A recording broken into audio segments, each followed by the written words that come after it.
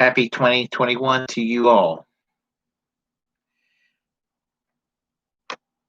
I hope that all of us will see an improvement from the preceding year. What's funny is that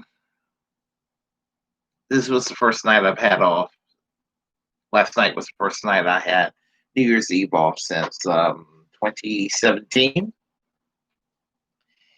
and I wasn't able to see the ball drop properly. I ate well and had a bottle of wine, and apparently I passed out after that bottle of wine. So when I woke up after midnight, it was like 12:03. It's like, damn, you know. So it is what it is. And we're February is going to be the first year anniversary of this channel. So I hope I will see many, many more anniversaries in the year to come. There's work to do in 2021. Of course it is. Forced to vote. I still haven't forgotten about that because Medicare for all is an imperative. The squad and the allies need to keep the pressure going. And they don't need to be sitting on their ass. They need to get that pressure going and make the corporate Democrats and make Nancy Pelosi's life a living hell until they force the vote. Until that, because and I tell you, I am inclined to believe that if force the vote actually takes place and Nancy Pelosi allows an up and down vote at Medicare for all, I'm gonna tell you what I think is going to happen. I think that there are going to still be corporate Democrats that are going to vote against it, but there are going to be some corporate Democrats there that are philosophically against Medicare for all, but realize, well, crap, can't do this in the middle of a pandemic. And some of them will probably be joining the squad and voting for Medicare for all. I actually even think that some Republicans will vote for Medicare for all because, again, you're going to have some Republicans to be like, damn, I cannot vote against giving people health care in the middle of a pandemic. I'm not saying it's going to pass in the U.S. House. It could, it might not. If it passed, it's going to be an unusual coalition of, yeah, the progressive allies. The squad are going to be pretty much behind voting for it. But there will be some corporate Democrats sprinkled in and some establishment Republicans. Well, maybe not establishment Republicans, but maybe some populist Republicans who would normally not vote for something like Medicare for all that have genuine concern for the constituency on a basically human level, that they're going to see Medicare for all as probably the right thing to do. So it could be that it will pass the House. It's likely not to pass the Senate. For damn sure, if Mitch McConnell's still a majority leader after January 5th, we're not going to know what's going to happen with that runoff down in Georgia. But even if the Democrats regain the Senate and it'll be razor thin, it's hard to say whether Medicare for all could pass in that Senate, even with a razor thin majority, because there's a lot of conservative Democrats in that chamber too. And but again, you might have some renegade Republicans that would vote for Medicare for all in the Senate. But then the big hurdle is if it somehow passes the U.S. House and passes the U.S. Senate, it goes on Joe Biden's desk. It needs to take place.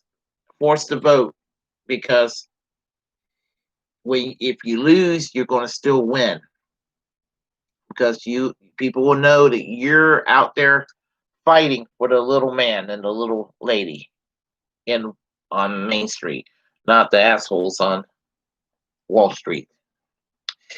So force the vote, keep it going.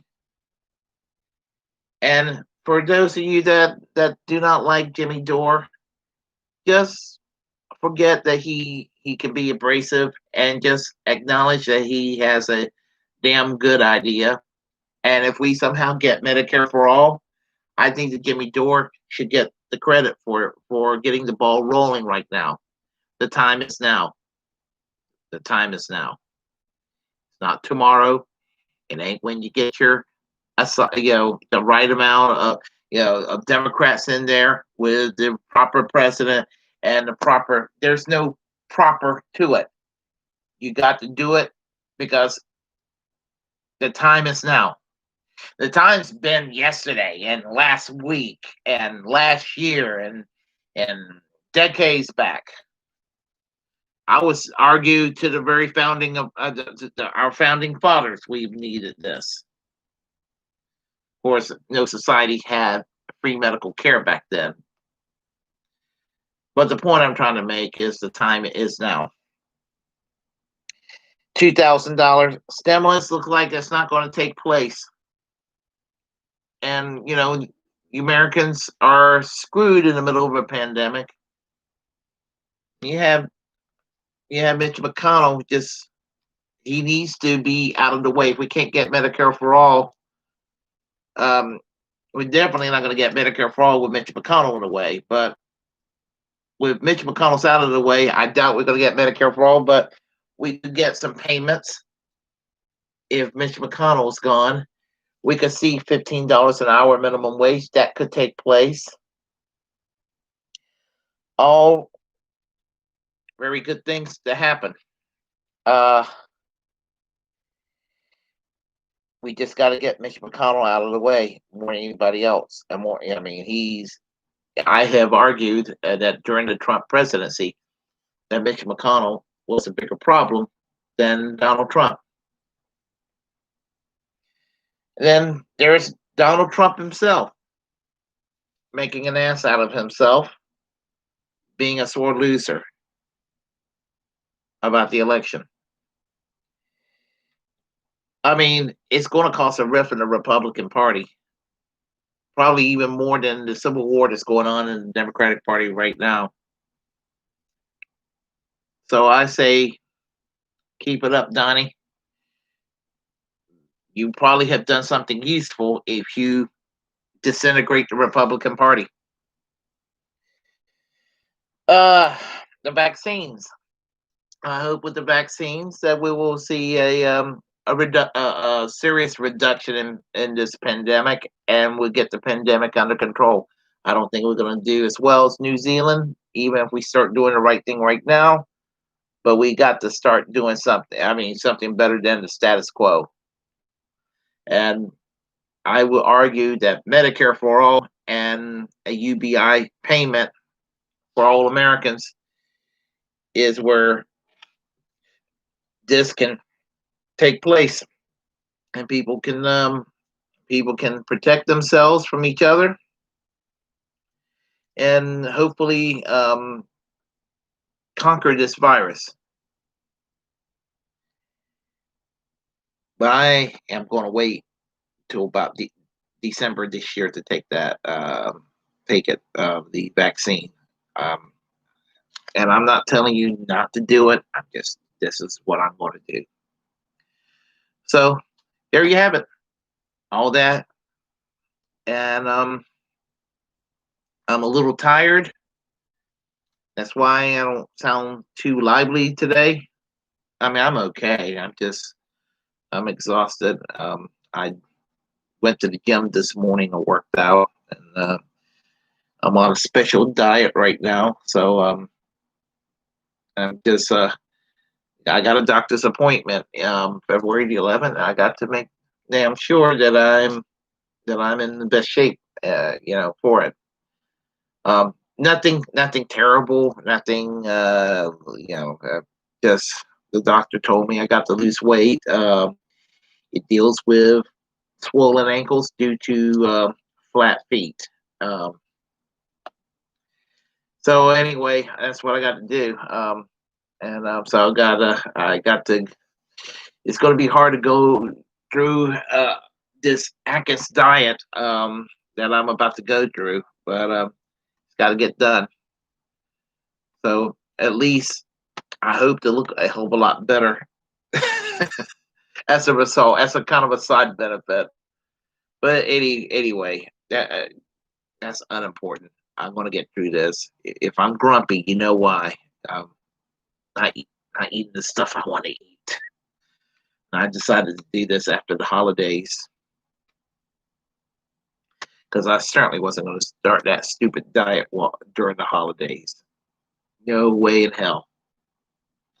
I love my broccoli casseroles. I love my pumpkin pies. I love my mashed potatoes and gravy, and I love my stuffing, and I love all that good, Thanksgiving and Christmas trimmings way too much. But anyhow, and as I said once again, Happy New Year to you all. Like and comment if you were like less than satisfied with this commentary. Comment anyway. We'll have a conversation if you like. Let's see. Feel free to share the content on this channel. What else is there? Yes, as a First Amendment absolutist, it's my duty to inform you that if you're passionate about something and you have a platform, utilize it. If you don't have a platform, by all means, create that platform, especially if you're passionate about something. Utilize it because we're all the muckrakers of our time. And most importantly, subscribe to this channel. And until next time, I am American Social Democracy, Peace, and Bernie Sanders for president in the year 2024.